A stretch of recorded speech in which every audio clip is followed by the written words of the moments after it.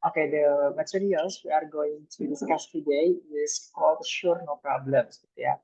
Atau dalam bahasa Indonesia tentu saja nggak masalah. Nah, di sini membahas tentang complaints of families with teenagers. Jadi komplain yang biasa dikeluhkan gitu ya oleh keluarga-keluarga yang punya anak-anak remaja. Di sini biasanya ataupun sebaliknya gitu ya, remaja yang komplain tentang orang tuanya. Di sini parents atau teens gitu yang hal yang dikomplainkan oleh orang tua terhadap remaja mereka yaitu my kids don't help around the house. Anak-anak saya itu tidak bantu-bantu di rumah. My kids don't help around the house. Jadi nggak beres-beres gitu ya, bantu bersih-bersih. Kemudian my kids don't listen to my advice. Anak-anak saya nggak dengar ke nasihat yang diberikan orang tuanya. Kemudian my kids have strange friends. Anak-anak saya punya teman yang aneh. Aneh di sini terlihat kalau di ilustrasi ya gambar anak pang gitu ya. Artinya secara dandanan yang aneh. Kemudian my kids dress badly and have ugly hairstyles. Anak-anak saya gaya tatanan rambutnya itu jelek dan gaya berpakaiannya juga jelek. Kemudian my kids watch too much TV. Anak-anak saya terlalu banyak nonton televisi. My kids don't study enough. Anak-anak saya belajarnya sedikit.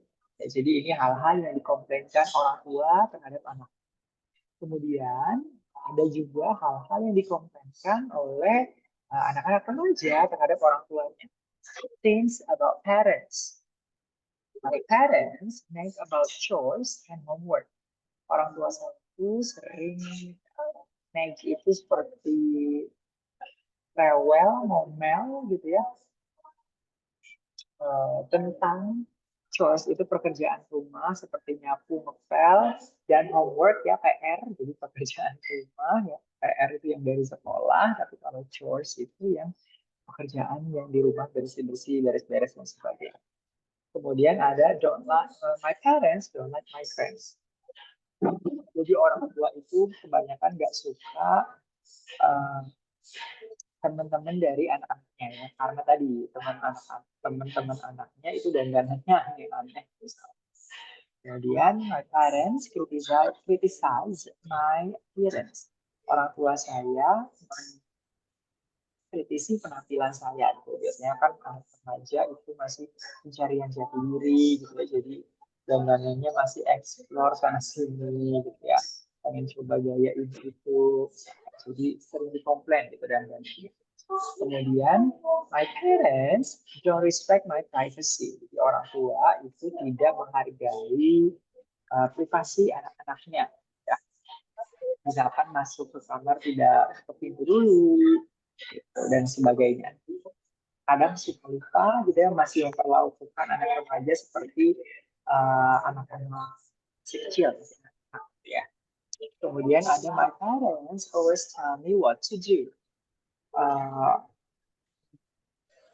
Orang tua saya selalu kayak memerintah gitu. Jadi menggurui gitu. Tell me what to do itu seperti menggurui. Apa-apa tuh harus ikut omongan mereka. My parents don't listen to my opinions. Orang tua saya eh, nggak dengar nggak dengar opini saya. Itu juga sering yang dikomplainkan gitu ya oleh anak-anak.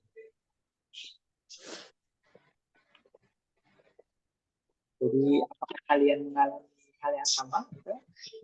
Apakah komplain ini juga yang diutarakan oleh orang tua kalian kepada kalian ataupun yang kalian komplain terhadap orang tua kalian? Ya pasti salah beberapa gitu ada yang kita alami yang sama ya.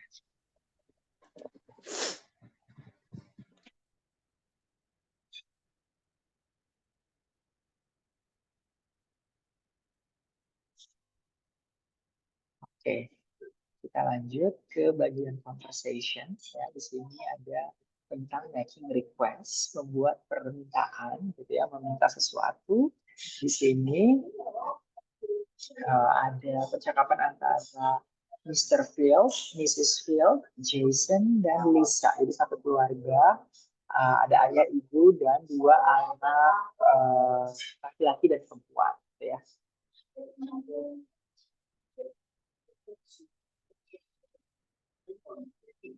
Di sini Mr. Field mengatakan, Jason, turn down the TV a little, please. Jason menjawab, oh, but this is my favorite program. Ya, Mr. Field mengatakan, I know, but it's very loud. Jason membalas, okay, I'll turn it down. Mr. Field mengatakan, that's better, thanks. Mrs. Field kemudian mengatakan kepada Lisa, please pick up your things. They're all over the living room floor. Lisa menjawab, in a minute, Mom, I'm on the phone. Kemudian Mrs. Field mengatakan, okay, but do it as soon as you hang up. Lisa menjawab, no, sure, no problem. Mrs. Field balas lagi, goodness, were we like this when we were kids? Jadi ini menggerutuk ke suaminya gitu ya. Mr. Field mengatakan, definitely. Di sini, satu keluarga ini gitu ya, ya biasa di rumah gitu ya, Mr. Field meminta kepada Jason untuk mengecilkan volume TV-nya. Kemudian si Jason menjawab, dia lagi nonton program favoritnya. Tapi Mr. Field mengatakan terlalu keras gitu ya. Jadi, tapi Jason kemudian menyetujui, I'll turn it down. Jadi, saya kecilkan volume TV-nya. Kemudian Mr. Field mengatakan, that's better, thanks. Mrs. Field mengatakan, Mr. Field tadi ketika sudah dikecilkan suara TV-nya dia mengapresiasi gitu ya. Nah itu lebih baik, makasih. Kemudian Mrs. Field, si ibu itu komplain ke anak perempuannya, jadi please pick up your things, ambilin barang-barangmu. They're all over the living room floor. Berantakan di lantai ruang tamu. Lisa menjawab, in a minute, I'm on the phone. Sebentar Bu, saya lagi teleponnya. Kemudian Mrs. Field mengatakan, oke, tapi lakukan begitu kamu selesai teleponan. Di sini ada kata hang up. Hang up itu kalau udah matiin telepon. Ya, namanya hang up. Karena zaman dulu kan telepon itu ada kabelnya ya, seperti rantai itu yang berbentuk spiral. Nah itu tuh dulu kan digantung, makanya hang up. Jadi kalau digantung berarti udah selesai teleponannya. Kemudian Lisa menjawab, sure, no problem. Iya, nggak masalah. Mrs. Field kemudian menggerutuk ke suaminya, apakah kita waktu anak-anak begini, kata Mr. Field, tentu saja. Jadi ya nurun gitu ya dari orang tuanya. Nah, di dalam percakapan tadi itu ada yang namanya two-part verbs. Jadi kata kerja yang terdiri dari dua kata. Kemudian ada juga will corresponding to request. Jadi penggunaan kata will sebagai respon terhadap sebuah permintaan. Jadi ketika kita diminta melakukan sesuatu, nah kita bisa merespon permintaan tersebut dengan kata will. Nah di sini ada dua penggunaan dari modals ya, will itu kan modals, jadi seperti future tense karena permintaannya akan kita lakukan setelah apa, ya not at the right moment, tidak pada saat itu juga, tapi agak setelahnya. Di sini ada yang pakai kata tunda, di sini dikatakan turn down the TV. Nah, two-part verbs adalah turn down dengan the TV. Jadi kata turn down itu kata kerja yang terdiri dari dua kata. Kata kerjanya adalah turn, kemudian down ini adalah preposisi. Nah, ketika kata turn down di sini itu maknanya bisa berbeda dari kalau kata turn-nya saja. Kata turn saja misalkan bisa berbalik, ya. Kalau turn right, turn left, belok kanan, belok kiri. Kalau turn down sendiri maknanya ada beberapa. Ya, seperti tadi yang pertama bisa untuk ketika mengecilkan volume TV, misalkan turn down. Kemudian Ada turn down kalau kita menolak sesuatu. Nah, itu juga namanya turn down. Kemudian ada lagi turn the TV down. Jadi kalau ada kata kerja dengan preposisi dipakai bersamaan dengan kata benda, si kata bendanya itu bisa disisipkan di tengahnya. Jadi kalau tadi kan turn down the TV itu di akhir ya kata bendanya yaitu the TV, tetapi turn the TV down itu the TV-nya disisipkan di antara two verbs, di antara dua kata, di antara kata kerja yang terdiri dari dua kata itu tadi. Ini bisa disisipkan di tengah. Jadi posisinya bisa di belakang ataupun di tengah. Bisa setelah two verbs-nya atau nama lainnya adalah phrasal verbs. Jadi frase kata kerja, tapi dia bisa juga di tengah. Tapi kalau dia dengan diganti pronoun, kata ganti, gitu ya, posisi kata gantinya, kata ganti kan menggantikan kata benda. Ya. Namanya aja kata ganti, pasti dia menggantikan sesuatu, kata ganti itu hanya bisa menggantikan kata benda. Nah, kalau pakai pronoun atau kata ganti, pronounnya itu tidak bisa di akhir, tidak bisa setelah two part verbs, tetapi harus di tengah-tengah. Menjadi turn it down. It di sini merujuk kepada the TV, karena TV-nya hanya satu, atau gantinya sebagai objek pakai it. Ini sama seperti contoh yang with now, tapi yang kedua. Hanya it-nya, the TV-nya diganti dengan it. Nah, kalau pakai pronoun tidak bisa di akhir, tidak bisa setelah two part verbs, harus di tengah-tengah. Jadi tidak bisa turn down it, itu tidak bisa. Harus turn it down. Kalau dalam penggunaannya, misalkan permintaannya dikatakan, please turn down the music. Tolong kecilkan suara musiknya. Ya, ironi ya. Ironis sekali di sini lumayan berisik gitu. Barisannya melihat saya sedang cuap-cuap ke komputer, tapi tidak berinisiatif mengecilkan suara musiknya. Tapi semoga teman-teman tetap mendengar dengan jelas ya. Jadi kalau setelah satu materi ini selesai, nanti saya dengarkan audionya. Kalau oke ya alhamdulillah, tapi kalau tidak nanti saya rekam materi berikutnya nanti di rumah saya. Kemudian dari topik tadi kita bisa menjawab, oke, I'll turn it down. Baik, akan saya kecilkan musiknya. Nah, musiknya itu the music tadi kan di akhir, turn down the music. Tapi ketika diganti menjadi pronoun, the music yang menjadi it, itu harus di tengah-tengah two part verbs. Tidak bisa setelahnya lagi. Kita lihat contoh kedua, pick up your things. Kata kerjanya pick, prepositionnya up, kata bendanya your things.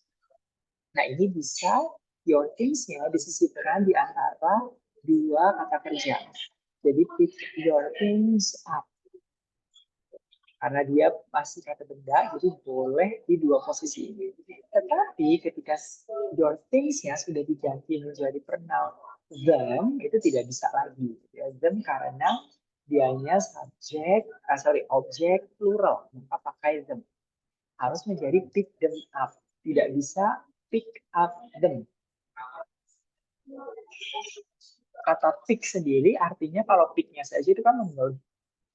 Tetapi ketika dia disambung oleh kata up, itu jadi mengambil, bukan memilih lagi. Tadi seperti barang-barang yang berantakan di lantai ruang tamu, nah itu kalau diberesin, diambilin, pakainya pick up. Seperti kalau kita pesan makanan gitu ya, itu kan pick up. Berbeda dari kata pick-nya. Jadi pick itu bisa jemput juga, bisa ambil, misalnya dari bawah kita ambil ke atas, beresin, ya itu juga pakai pick. Contoh permintaannya, pick up your clothes please. Ambilin atau bereskan baju-bajumu dong. Kemudian bisa kita respon, sure, I'll pick them. Tentu saja akan saya bereskan. Kalau yang pertama itu your clothes-nya setelah kata pick up, tetapi ketika dia diganti your clothes menjadi pronoun them, itu harus I'll pick them up. Tidak bisa I'll pick up them. Gitu teman-teman. Kita lihat ke contoh berikutnya.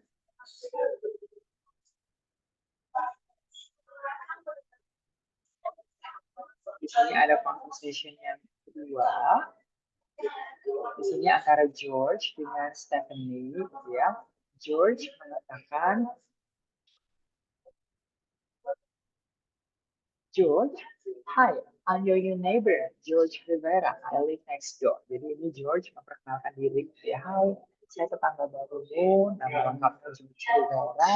I live next door. Next door itu sebelah. Jadi kalau rumah atau di apartemen itu deretan itu pakainya next door. Jadi benar-benar di samping. Kemudian Stephanie menjawab, oh hi, I'm Stephanie Lee. Kalau dari namanya, George Rivera itu keturunan Latin, gitu ya, Meksiko, misalkan.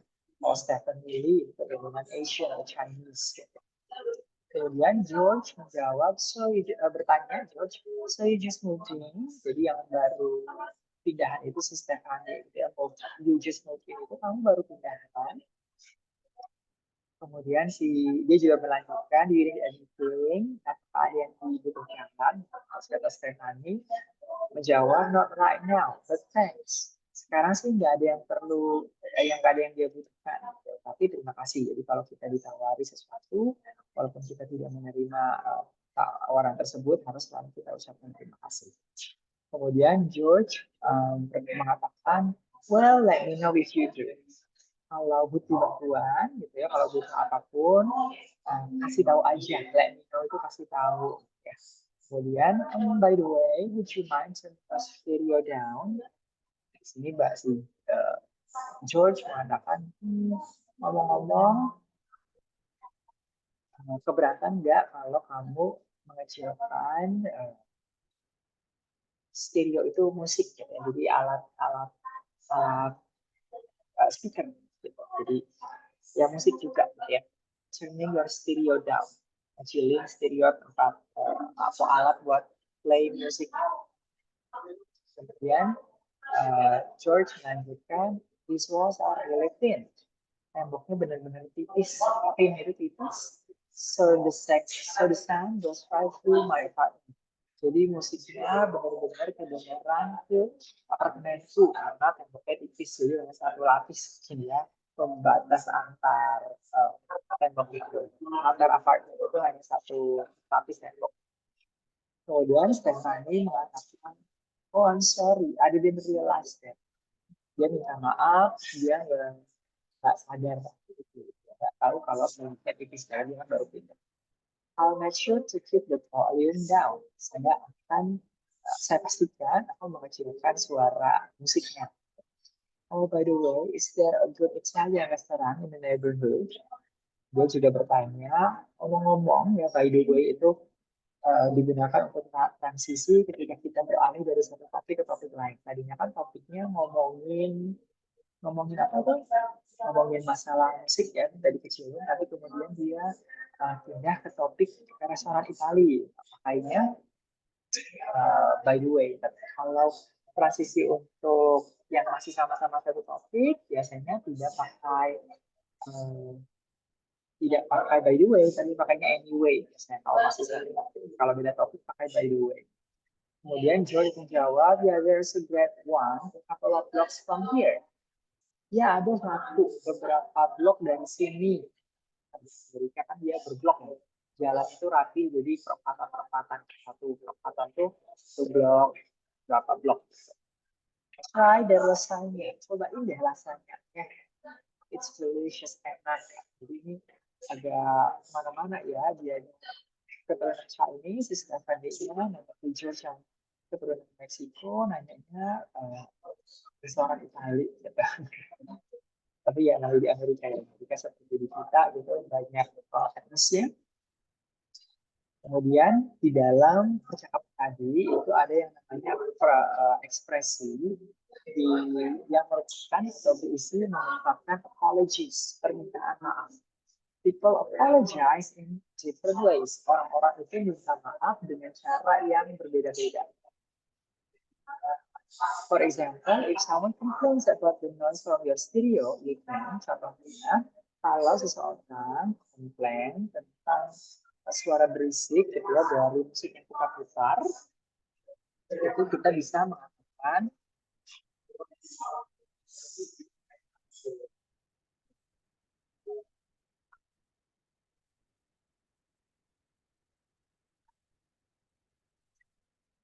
saya tuh pakai headset, Mbak, jadi harusnya nggak ngaruh dengan layar atau enggak. Tapi ya, seperti yang tadi saya bilang, nanti setelah selesai satu satu materi ini, nanti saya dengar dulu. Kalau kurang bagus, nanti saya rekam lagi dari rumah. Oke, kalau kita mau minta maaf, itu yang pertama, kita gunakan ekspresi untuk meminta maaf, ya, apologize, seperti I'm sorry dan sebagainya.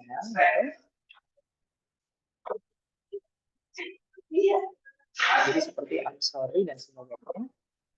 Kemudian kita juga bisa melanjutkan permintaan maaf tadi itu gitu ya, dengan yang pertama give an excuse, menyampaikan alasannya kenapa sih kita melakukan kesalahan yang kita minta maaf itu. Jadi minta maaf itu ada alasannya.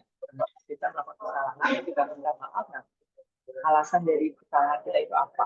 Misalkan, I'm sorry, I didn't realize. Maaf, saya nggak sadar. Saya nggak kalau orang nggak lihat. Kemudian ada apologize and made a mistake. Meminta maaf dan mengakui kesalahan. I forgot I left it on. Jadi saya lupa, saya nyalain. Jadi mengakui kesalahan. Kalau kita minta maaf itu harus ngaku kalau salah. Jangan malah tutup. Jangan malah bersih pupuk. Kita nggak mau disalahkan. Kemudian kita minta maaf sambil make an offer, memberikan penawaran. Misalkan dengan saya telat, contohnya I'll turn it down right now. Jadi I'm sorry, I'll turn it down. Maaf, akan langsung saya kecilkan suaranya. Jadi untuk menebus rasa bersalahnya, jadi kita menawarkan sesuatu. Misalkan kalau kita janjian sama teman telat, kemudian kita traktir dia sesuatu. Kemudian yang terakhir ada meminta maaf dan make a promise. Jadi ketika kita meminta maaf, kita harus sudah berjanji untuk tidak melakukan kesalahan itu lagi. I'll make sure to keep the volume down. Saya pastikan akan saya kecilkan volumenya. Jadi berjanji nggak akan mengulangi kesalahan itu lagi. Jadi kalau minta maaf itu jangan cuma I'm sorry, jangan cuma kayak apologize, jangan cuma minta maaf saja, tapi harus diikuti dengan alasannya apa, melakukan kesalahan, mengakui kesalahan. Jangan bersetuju gitu, nggak mau disalahin, kemudian masih artinya untuk menebus kesalahan kita itu dan juga berjanji tidak akan mengulangi kesalahan itu. Nah, di dalam percakapan tadi itu ada permintaan dengan menggunakan model would you mind. Jadi kalau kita mau minta sesuatu, kita bisa menggunakan would you mind. Baru nanti belakangnya apa. Misalnya, kalau yang menggunakan models, itu can you turn the stereo down? Modelsnya itu can. Karena ini jadi sebenarnya permintaan, tapi disusun, dirangkai, diucapkan dalam bentuk atau menggunakan can dalam bentuk kalimat tanya. Di sini berbunyi can you turn the stereo down? Bisakah kamu kecilkan suara? Ya, itu kalau pakai can. Tapi kalau pakai would you mind, dia menjadi would you mind turning the stereo down? Karena tadi can, maka kata kerjanya verb 1. Can you turn the stereo down? Kemudian kalau yang would you mind, di situ pakai turning. Artinya kata kerjanya pakai verb in. Karena di situ sudah ada kata kerja pertama mind. Sehingga kata kerja yang mengikuti mind itu harus pakai verb in. Menjadi would you mind. Keberatannya untuk mengecilkan suara. Kemudian ada could you leave the door open please? Bisakah kamu membiarkan pintunya tetap terbuka, bisa dirubah menjadi would you mind not closing the door please? Ini juga sama ya, tadi pakai mind, kemudian not closing, mind dan verb. Kemudian yang terakhir, would you please keep the noise down? Bisakah kamu mengecilkan volume suaranya? Kalau dirubah menjadi would you mind keeping the noise down? Kalau would you mind itu nanti bunyinya menjadi apakah kamu keberatan untuk mengecilkan suaranya. Jadi pakai apakah kamu keberatan, ini untuk lebih sopan misalnya. Ya. Oke, teman-teman, ini saya akhiri dulu ya materi pertama. Nanti saya cek dulu apakah suaranya seperti apa tidak. Thank you so much for joining. Thank you, Mister.